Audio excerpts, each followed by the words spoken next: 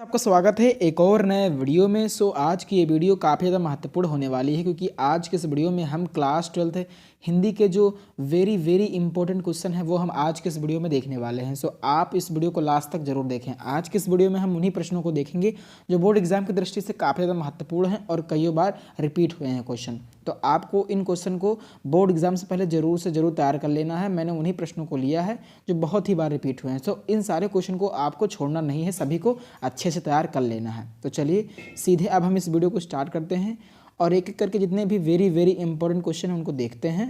तो चलिए सीधे अब हम इस वीडियो को स्टार्ट करते हैं।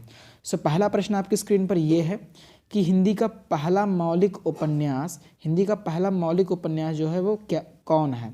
ये पहला प्रश्न है। आपके ऑप्शन है, पहला है परीक्षा गुरु, दूसरा है गबन, तीसरा है गोदान और चौथा है निर्मला। तो इसका ऑप्शन नंबर ए बिल्कुल राइट हो जाएगा। जो परीक्षा गुरु है वही हिंदी का पहला उपन्यास इसी को माना जाता है। तो इसका ए वाला ऑप्शन बिल्कुल करेक्ट हो जाएगा, परीक्षा गुरु। और दूसरा प्रश्न आपकी स्क्रीन पर यह है कि हिंदी एकांकी का जो जनक है वो किसे माना जाता है। हजारी प्रसाद द्विवेदी को, डॉक्टर राम कुमार वर्मा को, या मैथिली शरण गुप्त को, या वासुदेव शरण अग्रवाल को। तो इसका ऑप्शन नंबर बी बिल्कुल करेक्ट हो जाएगा, राम कुमार वर्मा। डॉक्टर राम कुमार वर्मा को ही हिंदी एकांकी का जो है वो जनक माना जाता है। बोर्ड एग्जाम की दृष्टि से वेरी इंपॉर्टेंट क्वेश्चन है, तो इसको आपको तैयार कर लेना है। और वहीं यदि हम तीसरे प्रश्न की बात करें तो तीसरा प्रश्न ये है कि आवारा मसीहा नामक जीवनी विधा की रचना के लेखक कौन है। जो आवारा मसीहा है वो किसकी रचना है। तो विष्णु प्रभाकर जी की रचना है। ऑप्शन नंबर डी बिल्कुल करेक्ट हो जाएगा। और इधर मैंने बताया कि हिंदी का जो पहला उपन्यास है वो कौन है, वो है परीक्षा गुरु, जिसे लिखा है लाला श्रीनिवास दास जी ने। तो ये भी प्रश्न जो है वो बोर्ड एग्जाम की दृष्टि से वेरी इंपॉर्टेंट है, इसको भी आपको देख लेना है। और ये दूसरा प्रश्न है और ये तीसरा है। अब हम बढ़ते हैं चौथे प्रश्न की ओर। तो चौथा प्रश्न ये है कि क्या भूलूं क्या याद करूं किसकी रचना है। हजारी प्रसाद द्विवेदी जी की है, या राम कुमार वर्मा जी की है, या हरिवंश राय बच्चन की है, या विष्णु प्रभाकर की है। ये भी क्वेश्चन जो है वो वेरी इंपॉर्टेंट है। तो इसका ऑप्शन नंबर सी बिल्कुल करेक्ट हो जाएगा, हरिवंश राय बच्चन। हरिवंश राय बच्चन जो हैं वो क्या भूलूं क्या याद करूं ये इन्हीं की रचना है। ऑप्शन नंबर सी जो है बिल्कुल करेक्ट हो जाएगा। चलिए पांचवा प्रश्न आपकी स्क्रीन पर यह है कि मेरी असफलताएं किसकी रचना है। मेरी असफलताएं, बाबू गुलाब राय, भारतेंदु हरिश्चंद्र, हरिवंश राय बच्चन, या विष्णु प्रभाकर। तो इसका जो है ऑप्शन नंबर ए बिल्कुल करेक्ट हो जाएगा, बाबू गुलाब राय। बाबू गुलाब राय यानी मेरी असफलता जो है, मेरी असफलताएं, ये किसकी रचना है। ऑप्शन नंबर ए करेक्ट हो जाएगा, बाबू गुलाब राय की रचना है। अब चलिए हम आगे बढ़ते हैं। तो ये ऑप्शन नंबर फर्स्ट इसका बिल्कुल करेक्ट हो जाएगा, आपको इसको स्क्रीनशॉट ले लेना है। चलिए अगला प्रश्न ये है कि हंस नामक पत्रिका के संपादक थे कौन थे। बाबू गुलाब राय, भारतेंदु हरिश्चंद्र, हरिवंश राय बच्चन, या मुंशी प्रेमचंद्र। तो इसको आपको बताना है। तो हंस पत्रिका जो थी वो किसकी थी, मुंशी प्रेमचंद्र जी की थी। तो इसका ऑप्शन नंबर डी जो है, ऑप्शन नंबर डी बिल्कुल करेक्ट हो जाएगा, आपको इसको लॉक कर लेना। ऑप्शन नंबर डी बिल्कुल करेक्ट हो जाएगा। तो हंस पत्रिका, जो हंस नामक पत्रिका थी किसकी, इसके संपादक कौन थे, मुंशी प्रेमचंद जी थे। और इनकी जो एक्स्ट्रा रचनाएं हैं वो उनको भी आपको याद रखना है। गोदान है, गबन है, निर्मला है, ये सारी रचनाएं इनकी हैं मुंशी प्रेमचंद जी की। गबन, गोदान, निर्मला, तो ये सारी एक्स्ट्रा जो हैं उसको भी आपको याद रखना है, कहीं से भी पूछ सकता है बोर्ड एग्जाम में। तो ये प्रश्न हो गया। अब अगला प्रश्न ये है, सातवां प्रश्न, कि परीक्षा गुरु किसकी रचना है। इधर मैंने आपको बताया पहले प्रश्न में, आप देख सकते हैं यहाँ पे कि जो हिंदी का पहला उपन्यास है वो कौन है, तो वो परीक्षा गुरु है। अब यहाँ पे प्रश्न क्या पूछा हुआ है, यहाँ पे प्रश्न ये है कि परीक्षा गुरु जो है वो किसकी रचना है।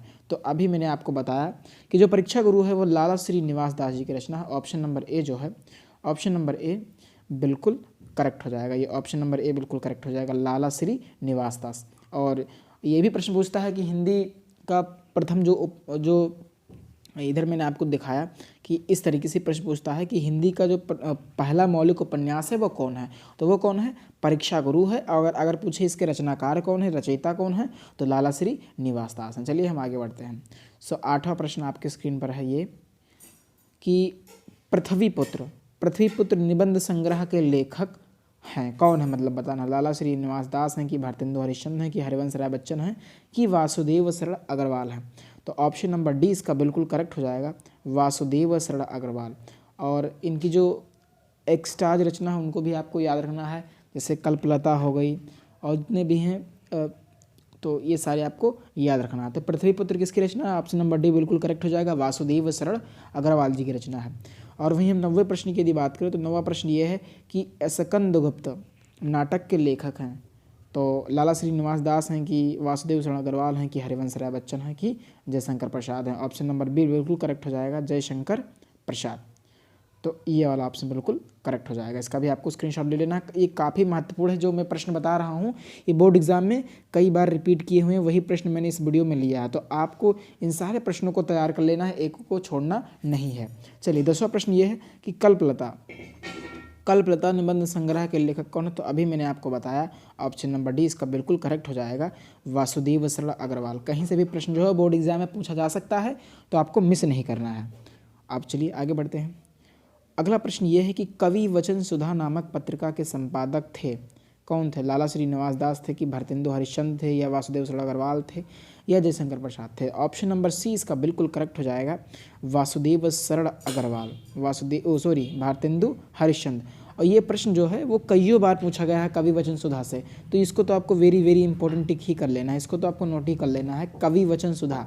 ऐसे प्रश्न जो है आप प्रीवियस ईयर क्वेश्चन पेपर उठाएंगे तो आपको ये प्रश्न जो है वो मिल जाएगा कहीं ना कहीं। तो ये प्रश्न जो है वो बहुत ही बार रिपीट हो रहा है लगातार, तो आपको इसको तो जरूर से जरूर तैयार कर लेना है। तो कवि वचन सुधा किसकी रचना? कवि वचन सुधा नामक पत्रिका के संपादक कौन थे? भारतेंदु हरिश्चंद्र थे। ऑप्शन नंबर सी बिल्कुल करेक्ट हो जाएगा। अगला प्रश्न ये है कि शिक्षा का उद्देश्य नामक निबंध जो है वो किसकी रचना है? ऑप्शन नंबर सी इसका बिल्कुल करेक्ट हो जाएगा, डॉक्टर संपूर्णा नंद। ऑप्शन नंबर सी बिल्कुल करेक्ट हो जाएगा। तो ये इन्हीं की निबंध संग्रह थी शिक्षा का उद्देश्य, तो आपको याद रखना है। 13वां प्रश्न ये है कि भारत की एकता के लेखक हैं, तो इसका ऑप्शन नंबर फर्स्ट जो है बिल्कुल करेक्ट हो जाएगा, वासुदेव शरण अग्रवाल। कौन? वासुदेव शरण अग्रवाल हो जाएगा। ऑप्शन नंबर ए इसका बिल्कुल करेक्ट हो जाएगा, ऑप्शन नंबर ए वासुदेव शरण अग्रवाल। तो मैंने बताया, एक कल्पलता बताई और एक भारत की एकता बताई और एक कौन बताई? पृथ्वीपुत्र। तीनों रचनाएं आपको इनकी याद रखनी है, तीनों बोर्ड एग्जाम की दृष्टि से काफ़ी ज़्यादा महत्वपूर्ण है और बोर्ड एग्जाम में रिपीट भी हुआ ये सवाल, तो आपको तो याद ही रखना है इसको। चलिए 14वां प्रश्न ये है कि कला और संस्कृति के जो लेखक हैं वो कौन है? तो इसका भी ऑप्शन नंबर जो है वो ए बिल्कुल करेक्ट हो जाएगा, वासुदेव शरण अग्रवाल। तो मैंने 4 रचनाएं इनकी जो है बता दी हैं, कौन कौन सी? एक पृथ्वीपुत्र हो गई, दूसरा कला और संस्कृति हो गई, तीसरा मैंने बताया भारत की एकता, और एक मैंने बताया है तो उसको भी आपको याद रख लेना है। ये चारों जो हैं वो वेरी वेरी इंपॉर्टेंट है बोर्ड एग्जाम की दृष्टि से, तो इनको आपको स्किप नहीं करना है। चलिए आगे बढ़ते हैं। अगला प्रश्न ये है कि इंदुमती कहानी के लेखक कौन है? तो इंदुमती कहानी के लेखक कौन है? ऑप्शन नंबर बी बिल्कुल करेक्ट हो जाएगा, Kishori Lal Goswami. Option number B बिल्कुल करेक्ट हो जाएगा। चलिए आगे बढ़ते हैं। ऑप्शन नंबर बी इसका बिल्कुल करेक्ट हो जाएगा। अगला प्रश्न ये है कि बाण भट्ट की आत्मकथा जो है वो किसकी रचना है? बाण भट्ट की आत्मकथा, तो ऑप्शन नंबर डी बिल्कुल करेक्ट हो जाएगा, आचार्य हजारी प्रसाद द्विवेदी जी की रचना है। ठीक, इसको आपको याद रखना है, वेरी वेरी इंपॉर्टेंट है और यहाँ से सवाल कई बार बोर्ड एग्जाम में आया है। या ऐसे पूछ सकता है कि बताइए कि आचार्य हजारी प्रसाद द्विवेदी जी की कौन सी इसमें रचना है, ऑप्शन दे दिया जाएगा। तो इस तरीके से प्रश्न पूछा जा सकता है। चलिए आगे बढ़ते हैं कि विचार प्रवाह के लेखक कौन है? विचार प्रवाह के लेखक कौन है ये आपको जो है बताना। तो विचार प्रवाह भी किसकी रचना है? आचार्य हजारी प्रसाद द्विवेदी जी की है। आलोक पर्व हो गई, कुटज हो गया, अशोक के फूल हो गया, कौन कौन सी? आलोक पर्व हो गया, कुटज हो गया, अशोक के फूल हो गए, ये सारे इन्हीं की रचनाएं हैं और इनको आपको याद रखना है। चलिए 18वां प्रश्न आपके स्क्रीन पर ये है कि कुटज, मैंने बताया आलोक पर्व कुटज किसकी रचना है? ये सारी रचनाएं किसकी हैं? आचार्य हजारी प्रसाद द्विवेदी जी की रचना है। तो आपको एक तो वासुदेव शरण अग्रवाल हो ही गए, आचार्य हजारी प्रसाद द्विवेदी जी हो गए और सुंदर रेड्डी जी का जो है आपको याद ही रखना है। तो प्रश्न पूछा जा सकता है कि बताइए भाषा और संस्कृति किसकी है, तो आपको याद रखना है।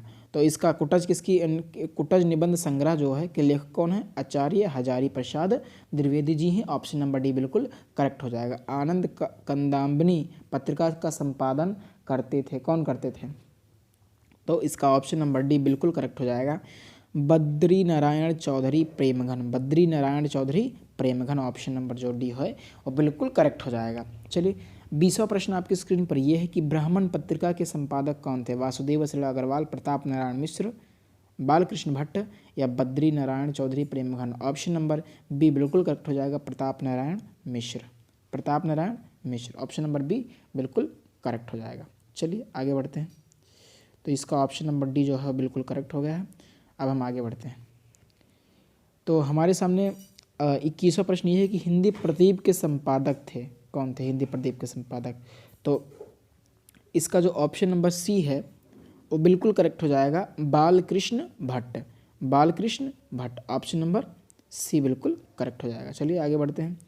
बालकृष्ण भट्ट हो जाएगा option number C. Option number C इसका बिल्कुल करेक्ट हो जाएगा, बालकृष्ण भट्ट। चलिए आगे बढ़ते हैं। तो ये हो गया मेरा 21वां प्रश्न। अब हम बढ़ते हैं 22वें प्रश्न की ओर। तो ये हो गया मेरा 21वां प्रश्न।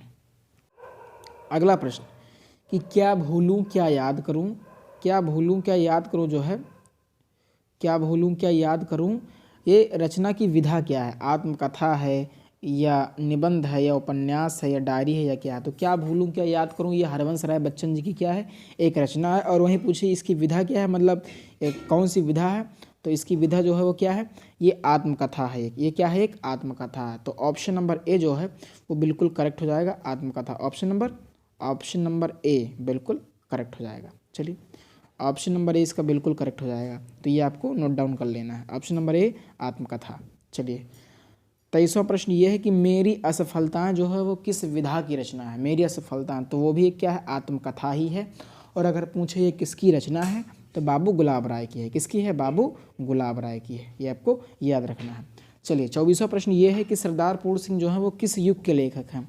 भारतेंदु युग के, कि द्विवेदी युग के, कि छायावादी युग के, कि प्रगतिवादी युग के? कई बार ये क्वेश्चन पूछा गया है सरदार पूर्ण सिंह से कि ये किस युग के कवि हैं। तो ये किस युग के कवि हैं? तो ऑप्शन नंबर 20 का बिल्कुल करेक्ट हो जाएगा, द्विवेदी युग के हैं। किस युग के हैं? द्विवेदी युग के हैं। ऑप्शन नंबर बी बिल्कुल करेक्ट हो जाएगा। चलिए अब बढ़ते हैं हम अगले प्रश्न की ओर। तो अगला प्रश्न ये है कि अशोक के फूल जो है वो किसकी रचना है? तो अशोक के फूल आपको पता ही होगा, इसका आपको जवाब कमेंट बॉक्स में बताना है कि ये किसकी रचना है, अशोक के फूल। तो ये 25 बहुत ही महत्वपूर्ण प्रश्न थे बोर्ड एग्जाम की दृष्टि से, जो कि मैंने आपको बताएं। तो इनको आपको बोर्ड एग्जाम से पहले जरूर से जरूर तैयार कर लेना है। ये वो क्वेश्चन है जो बोर्ड एग्जाम में कईयों बार रिपीट हुए हैं। तो आपको इन क्वेश्चन को स्किप बिल्कुल भी नहीं करना है और अच्छे से तैयार कर लेना है। तो आशा करता हूँ कि आपको ये वीडियो पसंद आया होगा। वीडियो पसंद आया तो वीडियो को लाइक करें और यदि चैनल पर नए हैं तो चैनल को सब्सक्राइब जरूर करें। धन्यवाद।